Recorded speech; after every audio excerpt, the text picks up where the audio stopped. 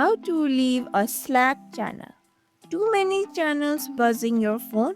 Let's clean things up and ditch the ones you don't feel. Step 1. Go to your channels and then over there you can choose the one you want to leave or delete. Simply tap on it and then over here you can, if you hold the name, there you can see settings, details, add canvas. Over here you can see the three dot icon. Simply tap on it. There you can see channel details, archive, leave channel. Simply tap on leave channels. But if you don't want to leave channel or you're just annoyed but you want all the details and there are many important details in that channel, then you can always archive. So simply tap on leave channel and like this you'll leave the channel and you won't get notified about what's going on.